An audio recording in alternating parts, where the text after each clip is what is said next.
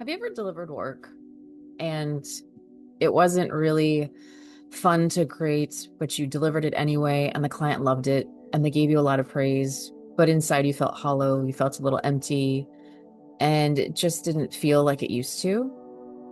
I think this is what happens to us when we get so used to our professional self that we've constructed to survive in a corporation, that we get so used to being conditioned and trained to perform exactly the way we need to because we need to. It's that setup and that place in the corporation. You have to function to survive. But the cost of that is something that we overlook because we assume and we see everyone around us in this rat race to being a professional, to working really hard, burning out, having that be part of the cycle. And we miss signals because we assume and we are conditioned to say that is just part of the nature of things. This is just par for the course in the creative process inside companies, inside the corporate machine and the marketplace, in the industrial complex, if you will. And so when we talk about burnout, it's really generic and it's on the surface level.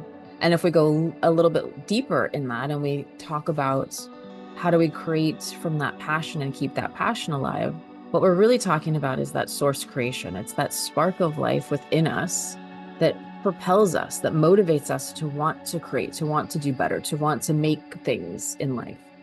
And that flame, that little tiny flame and source that we have, that spark of creativity, needs to be nurtured and it needs to be tended to and cared for. And so it's this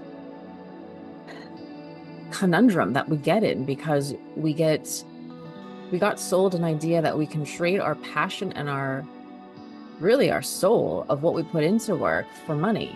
And that's a really great thing to do because one of the most successful businesses or any successful business person knows how to create, knows how to take something and create it and make it their own.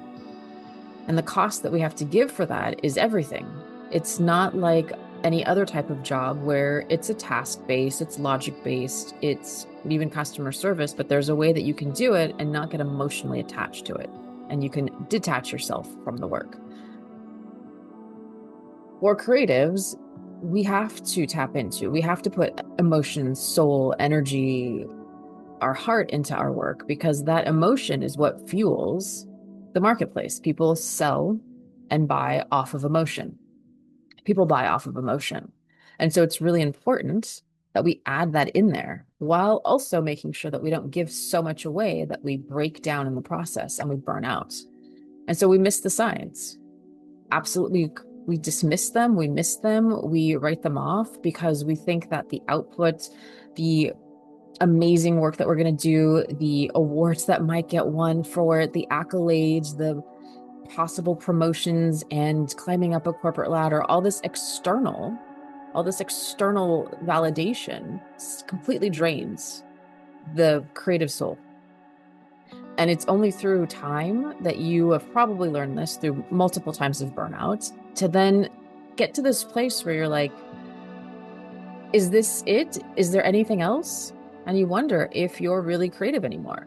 Did it go away? Did you lose that skill set that you have? And of course you didn't, but it got drained out of you and it got siphoned out of you. And you have to learn how to rebuild that. We have to learn how to rebuild that. I had to go through that many times, and it's still a conversation. I can still create my own conditions and still push myself and have to negotiate taking a break, getting up, making sure I eat. I can easily just forget to eat during the day when I'm working. So it's not a skill that we learn and that it's one and done. It's this constant conversation. And it's worth having, especially with so much technology and things that are changing. There's this impetus to go even faster. The technology isn't helping us slow down, it's helping us move faster. We can put more ideas out there, which means we can create more. And it starts to have this undertone of even more burnout. There's a mental fatigue that is happening now because there's so much information that we can process, that we have access to, and so many things that we can get into. And so it's really going to be a calling right now to breathe and pause and go within and take a moment and find those spaces in between and kind of be on the edge of boredom so that we can allow things to come in and that we can allow life to happen and not be so controlled and so segmented into a schedule or into a spreadsheet. And so I've talked a lot about burnout because I think we don't really understand it, or we don't seem to see how important it is and the cost that we're giving at the level of burnout, and how much energy that we're exchanging for that job, for that title. And I've left corporate a few years ago, and it was one of the best things I've ever done because I can look back and I can see that really wasn't the best fit for me. But I played pretty well in it. I didn't get to climb the corporate ladder the way I wanted to for various reasons, but I definitely led. And I definitely put a lot of projects and did a lot of sweat equity building other people's dreams. And so I watched a lot of politics that I didn't want to play out, and it's exhausting. There's so much going on that I feel that it's so important to really have these conversations with creatives who are in positions, in professional positions that oversee work for the masses. Because there's going to be a shift that's changing that's going to really it's going to be a reckoning. And it's going to be those that can handle the pressure, handle flexibility, stay grounded, still have that visionary mindset, still bring creative to the table in new and exciting ways, and roll through things. And so the level of mastery that has to happen is a regulated nervous system, which is just, this is how we're built, and we really have to have an understanding of it. And what does that mean? How do I go within when I'm having an anxiety attack, when I don't feel right, when I'm frustrated, when I'm depressed? How do I start breathing, centering myself and being center, so that I can really start to understand the signals going on in my body? Is my stomach upset? Is my head throbbing? Is like, what's going on? So that I can take care and understand what I need. And if it's more of an emotional support, what is it that I need to do? If it's more of a mental worry that's going on, how do I reposition myself and reframe what I'm doing so that I can keep moving forward? Because that's really the goal, is that we're moving forward. Even in rest, I feel like that still counts as moving forward, because it's actively allowing you to reserve your energy so that you can put it in the direction that you want. And that's the ebb and flow. And so I talk about the balance between being in survival mode and getting into source creation, and why that is so important. It's in our birthright. It's our natural inclination in every cell, in every microbiocosm in the world, to procreate, to rejuvenate, to replicate themselves, to keep moving forward. And when you don't do that, this is when we feel stuck. When we don't move, when we don't create, when we don't move forward, we get stuck. And we can't be stuck right now, because there's a lot that we need to pay attention to, and there's a lot that we have to digest energetically, emotionally, mentally, for what's coming.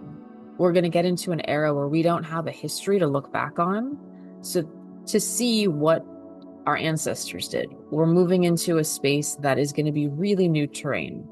And we have to be really comfortable with the uncomfortable and the unknowing, because that's what we're walking into, and have our wits about us, and have a sense of who we are in this world, in this place, and have a vision.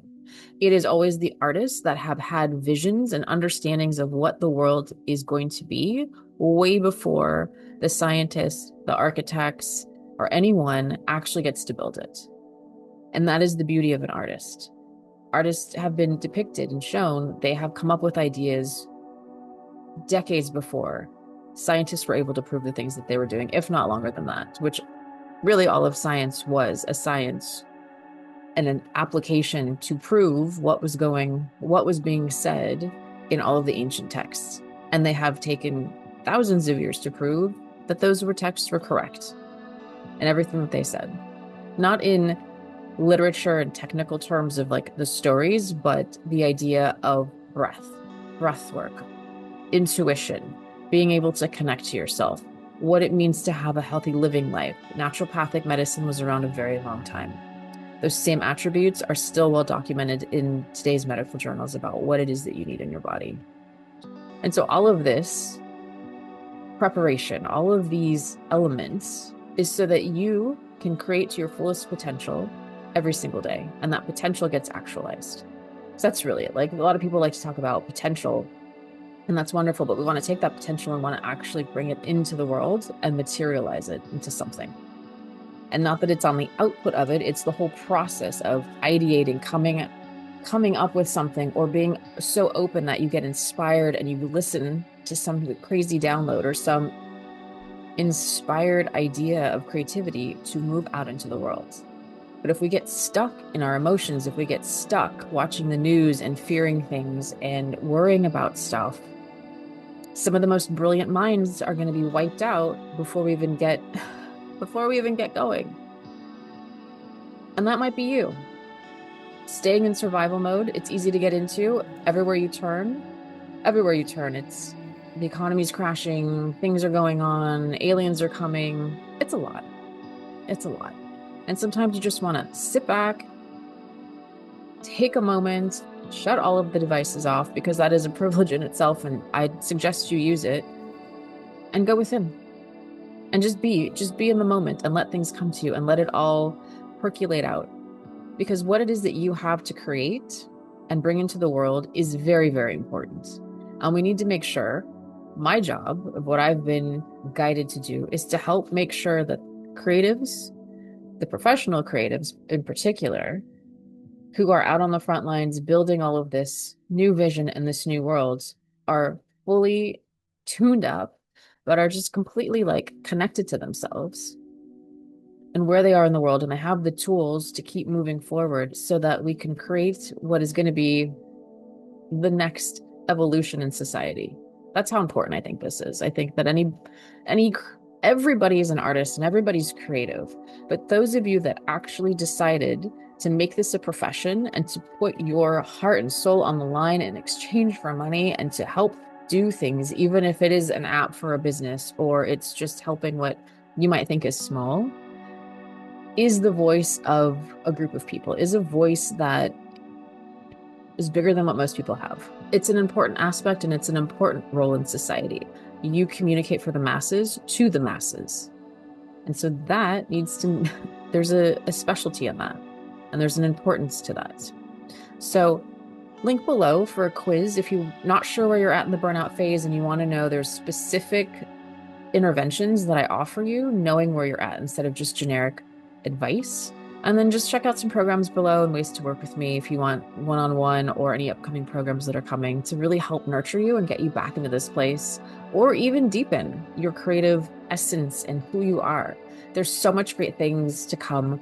You're amazing. And I want to make sure that you have a creative legacy that lasts for decades to come, because you're going to be one of the visionaries that helps build the next level in society. Thank you so much for being here. Thank you for spending a little bit of time with me today. I love you all, and I will see you next time. Take care. Bye.